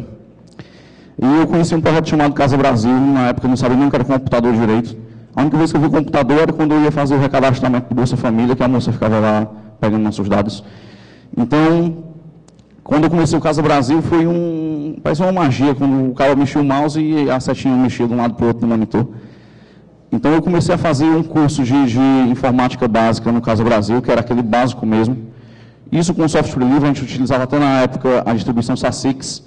E fiz os 2 meses de curso, aos 13 anos por aí já tinha terminado. E não pude ganhar certificado, porque por eu ter só 13 anos de idade, 13, 14 anos de idade, não emitia um certificado, a não ser que tivesse no mínimo 16. Então, eu fiz o curso só pelo conhecimento e pela cegueira de estar ali mexendo no negócio que era computador. Cheguei em casa e falei, agora eu vou ser consertador de computador, agora eu tenho um conhecimento. Só que bateu aquela coisa de a família, mas tu vai trabalhar com o quê? Ninguém na família tem computador, ninguém na tua região aqui tem computador, volta para a bicicleta, porque todo pescador que dá rua tem uma bicicleta para ir para o mangue. Então, era uma coisa de outro nível eu ser pescador. Meu bisavô foi pescador, meu avô foi pescador, meu pai foi pescador, então eu estava destinado a ser pescador, assim como todos os outros, todas as outras eras de pescadores ali nas famílias. Eu, beleza, até então tinha o conhecimento, mas não tinha onde aplicar, que é até a primeira parte que eu quero intervir aqui sobre os questionamentos do professor. Realmente é válido que a gente precisa ter na base a educação. Mas, pô, a gente lá vem transformando a galera, vem dando conhecimento, mas eles não têm onde ir trabalhar. De que adianta eu dar o anzol, ensinar ele a pescar, se não tem um rio? Então, a ideia não é só ensinar, é ensinar e preparar todo um ambiente para onde ele possa trabalhar futuramente. Seguindo de novo um pouco da história, eu entrei em outro projeto, que é o Projeto É Jovem, que é um projeto da Secretaria da Educação do Estado do Ceará, que promove aí cursos de profissionalização na área de tecnologia da informação e comunicação, voltados para alunos de escolas públicas ou egressos de escolas públicas. Porque a gente percebeu que os alunos terminavam o ensino médio, não tinham que trabalhar, ia trabalhar com qualquer coisa na roça, sendo pescador, sendo até gari. Então, não era uma coisa muito interessante a gente ter essa porrada de pessoas se formando no ensino médio, os que conseguiam se formar, e não ter para onde ir trabalhar. Então, o Projeto Jovem surgiu em 2007 com essa ideia de profissionalizar todo mundo, utilizando o software livre por uma questão, claro, financeira, porque sem isso não teria como ele profissionalizar tanta gente quanto hoje. Fiz o curso, aos 15 anos de idade já estava finalizando, o curso tinha proposta de estágio, e o curso era de 1 ano de informática, então aquilo era uma cegueira para mim. Fiz o curso todo de informática durante 1 ano, sem ter um computador em casa. Então eu trabalhava de manhã na oficina de bicicleta, à tarde ia para o ensino médio e à noite fazia o curso. Eu todo esse percurso aí sem tempo para estudar, estudar é algo que eu acho que só acontece muito nas classes sociais mais altas, porque quem era classe social baixa não tem tempo para estudar, porque quando não está na escola, está trabalhando. E às vezes quando vai para a escola, vai por causa da merenda. Então, o Projeto É Jovem hoje consegue profissionalizar em torno de 8 mil jovens por ano, jovens de escola pública, utilizando software livre. O Projeto É Jovem foi capaz de transformar a vida de milhares de jovens no estado do Ceará, desde todo esse tempo de 2007 para cá. E o governo do estado ainda tem outra solução interessante. Tem as escolas profissionais, escolas públicas profissionais, que são de tempo integral, que em meio tempo o cara estuda o ensino médio regular, e no outro tempo ele faz um curso na área de uma área técnica, onde existe informática, e em todos os cursos ele tem as disciplinas básicas de informática que a gente utiliza software livre. Então, os caras não chegam à escola vendo Excel, Word, PowerPoint, eles veem Impress, veem Calc, veem o Writer, eles veem GIMP, veem Inkscape, veem Firefox, os caras estudam durante praticamente todo o ensino médio com software livre. O Projeto É Jovem profissionaliza só com software livre. Claro que se a gente fosse utilizar software proprietário, a gente não conseguiria atingir tantos jovens. A gente tem em torno mais de 100, a gente tem com certeza mais de 100 escolas profissionais. Cada uma com, em média, 4 cursos. Cada curso começa com 40 a 50 alunos, lotando mesmo a sala de aula. Já começa uma educação falha por aí. E agora você imagina, são 100, vamos pegar 100 escolas. 100 escolas, cada uma com 4 cursos, dá 400. 400 turmas abrem por ano. Cada turma tem umas 40 pessoas. Então, o cálculo que eu fiz aqui, eu estou esquecendo agora, é 40 vezes 400, que aí dá um número grande. Por que 40 vezes 400? Porque são 400 turmas abertas por ano, cada turma com, em média, 40 alunos. Então, a gente profissionaliza toda essa galera com software livre. Então, a inclusão digital com software livre já acontece e muito por lá. A galera do restante do Brasil teima em dizer que o Nordeste é o problema do Brasil, mas na verdade lá está a solução. Naquele lugar onde a galera pensa que não nasce ninguém com história e não nascem frutos, é lá que está a solução, ou pelo menos uma delas, para poder melhorar o Brasil. Então,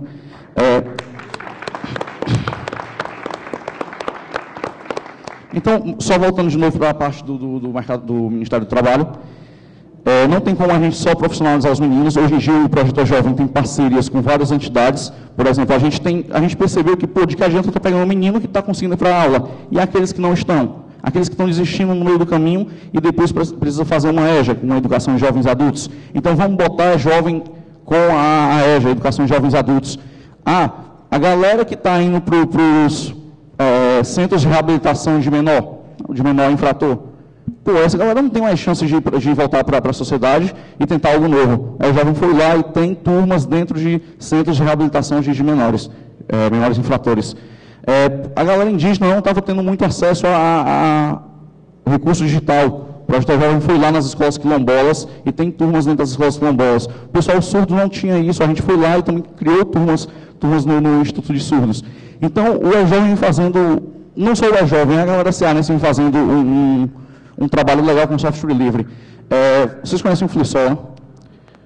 Dados do FliSol batem que dá uns 8.000 participantes por ano. Do Ceará são 4.000. Então, a gente já toma de conta de metade de todo o número brasileiro.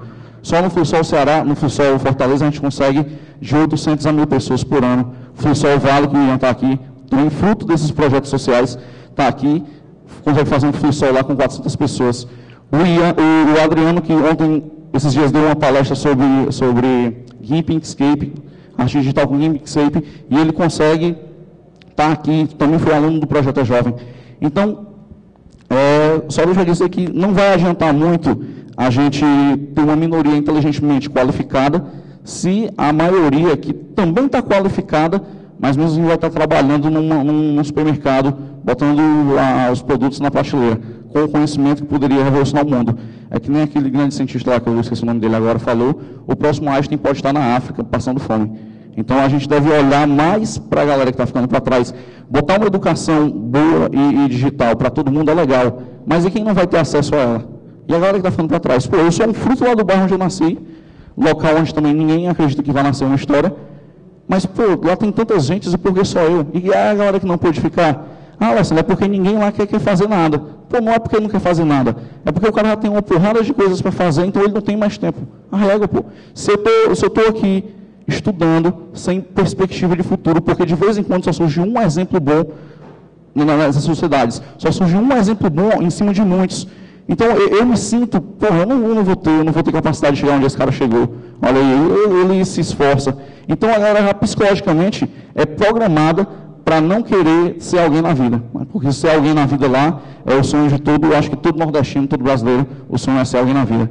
Então, eu acho que eu finalizo por aqui, que eu estou falando demais.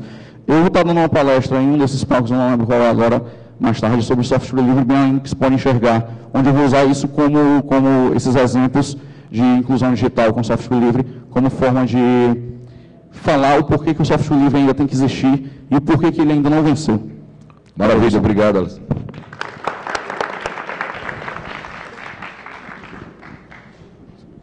Rafael, queria que você, se pudesse, falar um pouco do seu relato e do que você tem na sua palestra. Pode ser.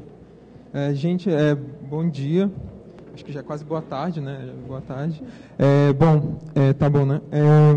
Eu, assim como foi falado aqui, né? Tipo, acredito que é necessário, é importante e hoje já é urgente, né? A gente já está no estado de urgência de implementar essas políticas de ensino.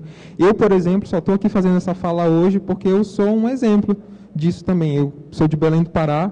Eu cresci numa periferia e eu sei na pele o que é a dificuldade para tu ter acesso a conhecimento e para tu te desenvolver e virar alguém na vida, sabe? Então, só o fato de eu vim no evento dar uma palestra na quinta-feira, falar sobre um projeto que eu desenvolvi em Florianópolis, junto com um amigo na universidade, que a gente não desenvolveu de verdade na universidade, mas a gente buscou caminhos, e o que tem de mais importante no que a gente desenvolveu, né? A gente descobriu que existe caminhos, que existe uma estrutura, que existe já a tecnologia, o que tem que fazer é criar pontes para dar acesso, sabe? É organizar toda essa galera, organizar quem quer fazer, ver quem está com vontade, ver onde que existe vontade política para se fazer, ver onde que existe vontade institucional para conseguir apoio, e a tecnologia está aí, o conhecimento está aí, a internet está aí, essa coisa aberta, grande que a gente tem acesso. Então, eu fico muito feliz de encontrar isso aqui, né? Porque, na verdade, eu nem sabia o que eu vinha fazer no FISE, de verdade, né? Eu sou da área de tecnologia, de programação, inclusive, mas eu estava pensando, poxa, eu vou lá contar a história de um projeto, de um negócio social que eu desenvolvi em Florianópolis. Tipo, o que isso tem a ver com software livre, sabe? A gente nem usa uma solução livre, nem é um software livre que a gente usa. A gente pegou um software corporativo e adaptou ele para uma realidade social e oferece ele de graça para quem está na base da pirâmide social. Então, a gente faz uma inversão pega o que tem no topo do topo, o melhor, e oferece para quem está na base. Então, a gente acredita que tem caminhos, né? A gente descobriu isso.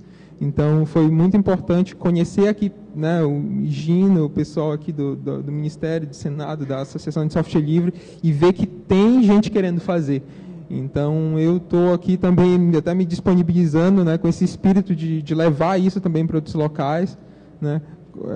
É uma semente que já foi plantada lá em Florianópolis, né, um projeto que foi testado, que foi prototipado e que foi encontrado um caminho aí como que está se buscando, né, que é caminhos metodológicos, caminhos tecnológicos para poder viabilizar isso, né, materializar isso, tem uma coisa para se entregar e para se replicar, né, para que isso alcance aí não só as capitais, né, mas que isso alcance também os municípios. Então, eu estou realmente feliz de estar aqui por essa fala e agradeço. Valeu, Rafael. Muito obrigado.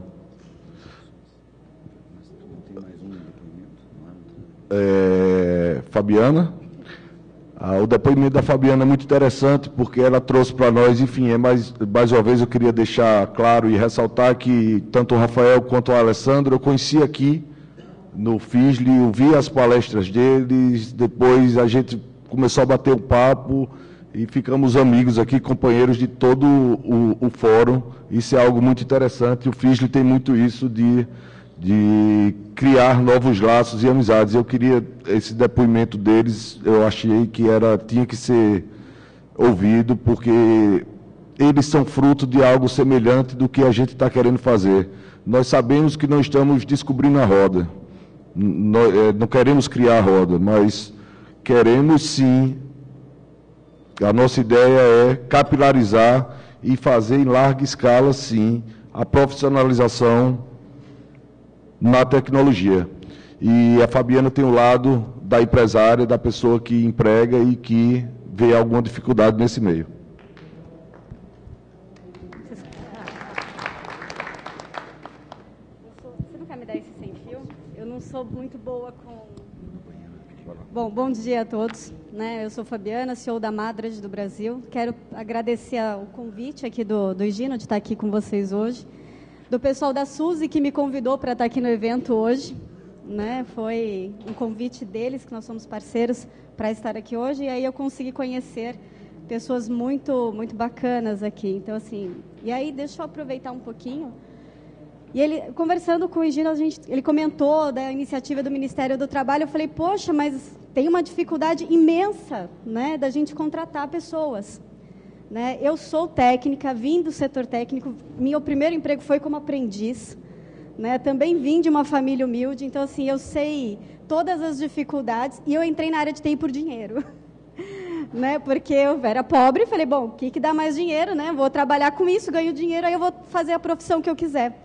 E aí eu me apaixonei, e continuei nessa área até hoje, e aí decidi ter a minha própria empresa e poder também gerar empregos. Então, a minha história começou daí.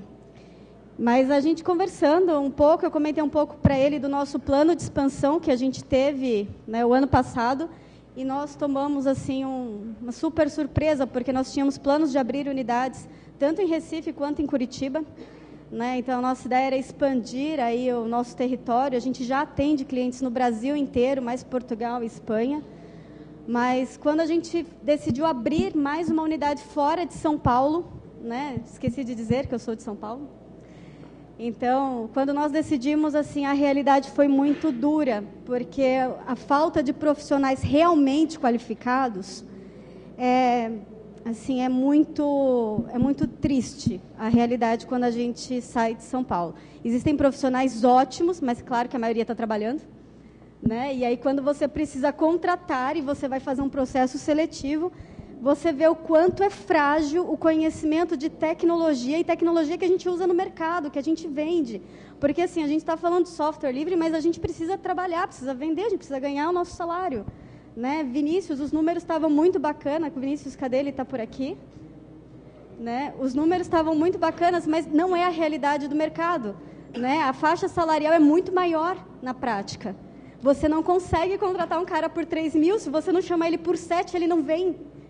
Né? E aí vem um outro e fala assim, não, peraí, fica aqui, eu te pago 9 agora. Que é a média. Então, assim, a média salarial, ela está variando aí de 7 a 10, 12 mil reais. Isso em crise, né? Porque os salários achataram, tem bastante gente aí no mercado, então, assim, e mesmo assim os salários são altos. Então, o número que tem lá é um número bacana, que é bacana para chamar a atenção, né? Mas, assim, ele ainda é um número que não condiz com o mercado quando a gente fala na prática, porque para tu trazer um profissional bom para a tua empresa, ele cobra caro. E aí, como tem poucos profissionais no mercado, eles são, né, os caras, né? Então, então, assim, não é qualquer um que pode me contratar, então é mais difícil de entrar no mercado.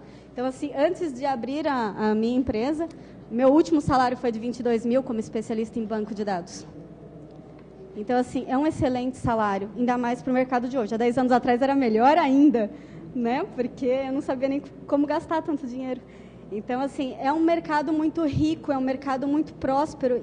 E, assim, Paulinho, eu não aprendi a programar. Eu tinha ele comentou, vamos programar. E eu descobri que não era só... Eu não conseguia programar. Eu achava legal tecnologia, mas eu tinha dificuldade. Mas eu gostava muito de mexer com dados. Eu gostava muito de manipular informação, de cruzar informação, pegar os dados daqui, cruzar com os dali, ver onde que isso ia dar. Isso me motivava. E existem uma gama de profissões na área de TI que não são faladas. Esse foi um outro protesto que eu fiz hoje, né? Eu nunca consegui fazer meu imposto de renda e colocar minha profissão, né? Porque não existe. Né? Ela não é oficializada. Então, assim, eu tenho que colocar lá na lista de sistemas. Né? A minha mãe fala para todo mundo, minha filha trabalha com banco de dados. E assim, cadê a nossa profissão? Né? Ela realmente não existia. Então, eu acho que fica um convite para todos, para vocês saberem que o mercado necessita de mão de obra, a gente precisa de mais profissionais, a gente precisa que todos venham, que as meninas venham, né? Porque ainda é um mercado muito masculino, então, assim, mas que tenham mais meninas, que tenham mais pessoas dentro dessa área, porque realmente está fazendo falta. E eventos como o FISLI, né? #Sadi, acho que é uma grande oportunidade para que todos possam se conhecer, colaborar e saber um pouquinho mais. Fabiana, muito obrigado. O seu depoimento é muito importante para todos nós e vamos tentar ajudá-la no que possível for. Eu queria trazer uma discussão agora, vou te dar a palavra rapidinho, mas eu queria, antes disso, fazer uma discussão, e eu acho que a discussão é muito rica, mas para que nós saiamos daqui com algo definido, temos apenas mais 5 ou 10 minutos de discussão, eu queria propor aqui, para os que compuseram a mesa e para os que mais quiserem fazer parte, a criação de um grupo de trabalho. Quando a gente fala de criação de um grupo de trabalho, é uma criação de um grupo de trabalho formal, estabelecido por portaria, onde nós temos metas, prazos e objetivos a cumprir. Muito interessante, eu espero contar com vocês no desenho desse projeto, que nós temos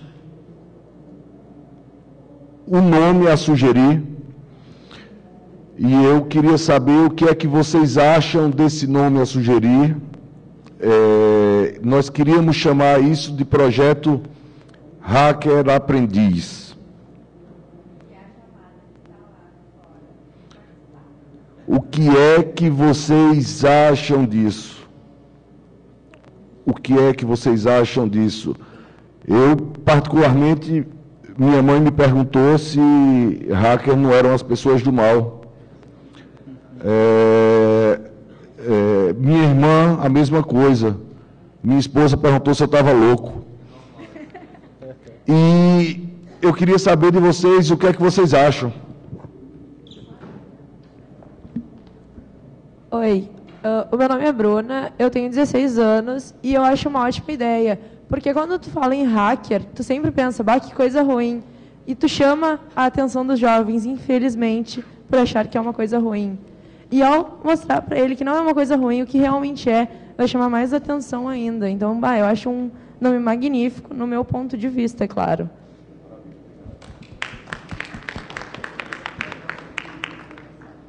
Bom, eu acho que sobrenome é ótimo, tem que quebrar em algum momento a gente tem que quebrar essa imagem, né? E com isso um programa oficial quebra essa imagem.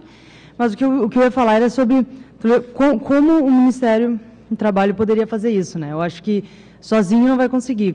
A gente logo viu que tem que ter parceria com setores da educação. Sim. E do Ministério da Ciência, Tecnologia, Inovação, Comunicação, Jacaré Lagarto. Posso responder?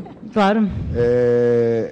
A aprendizagem, para o Ministério, nós funcionamos como intermediador, mas nós temos o Sistema S, que nós devemos e vamos nos aproximar, e nós temos o terceiro setor, as entidades formadoras, que nós podemos nos aproximar.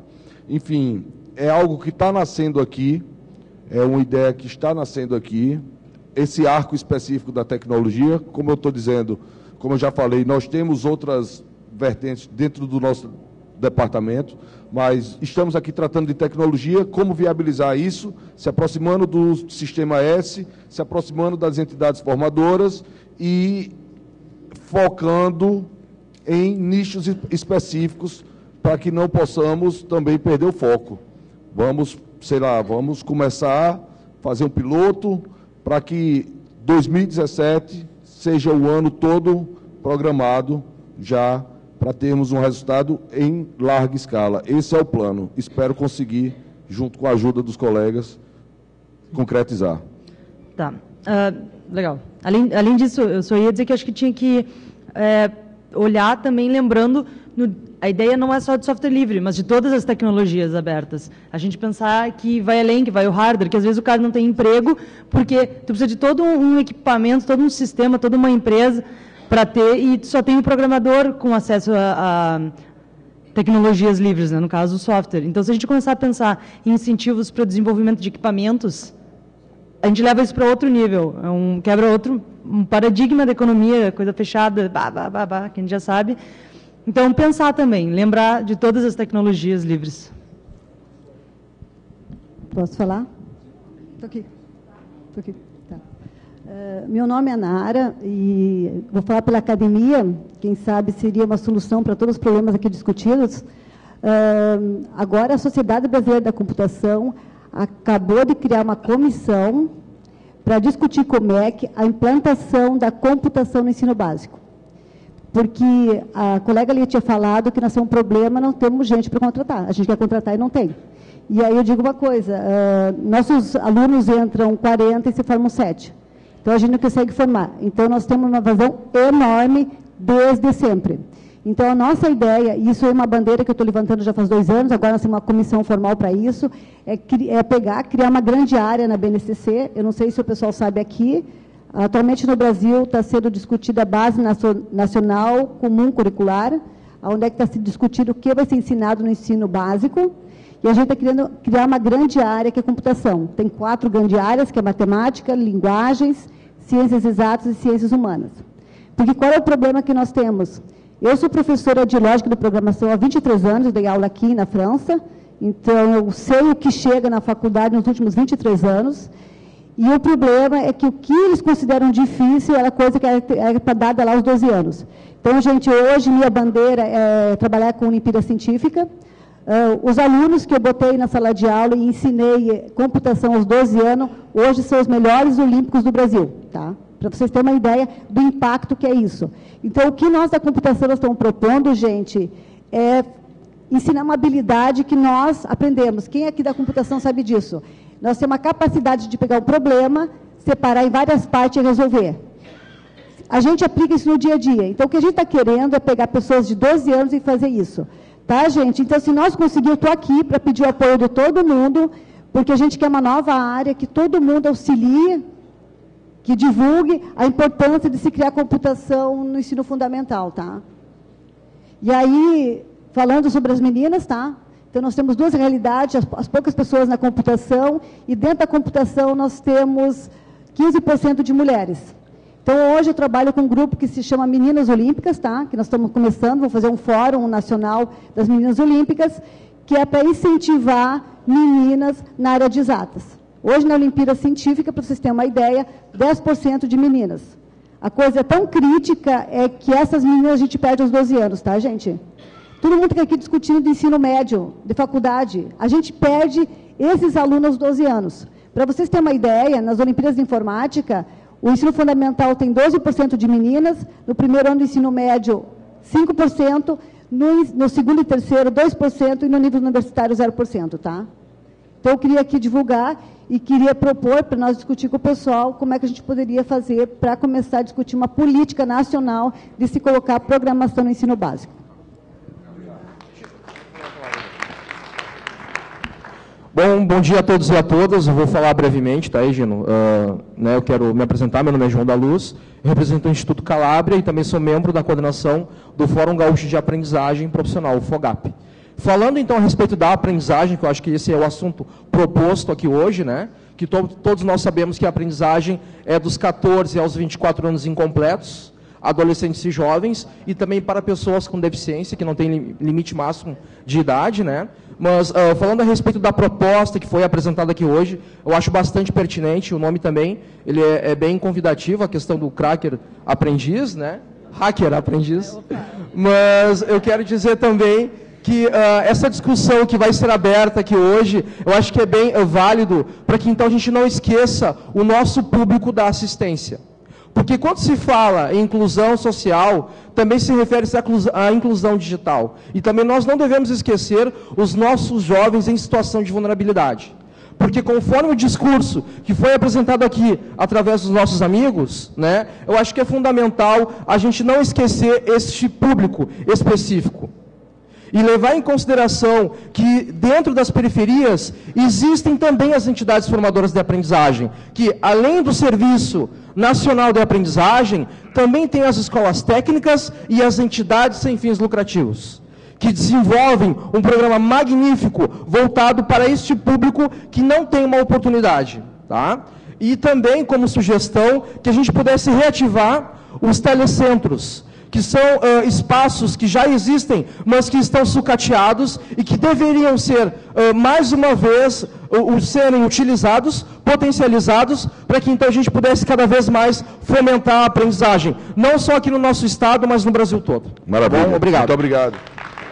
Eu queria agradecer a todos, nosso tempo esgotou, na verdade já ultrapassamos o tempo. Nós vamos sair, quem quiser fazer alguma pergunta, quem quiser levantar mais algum questionamento, eu vou ficar aqui à disposição, todos nós que compusemos a mesa. Eu convido a todos que queiram continuar essa conversa, o espaço da SL, que é o espaço logo em frente à secretaria aqui, é um espaço aberto. Então a gente pode, talvez, haverá pessoas lá, a gente vai se acomodando lá, incluindo as pessoas na discussão. Isso. Pessoal, muito obrigado, foi uma honra participar aqui e o depoimento e a atenção de cada um de vocês me foi muito cara. Muito obrigado.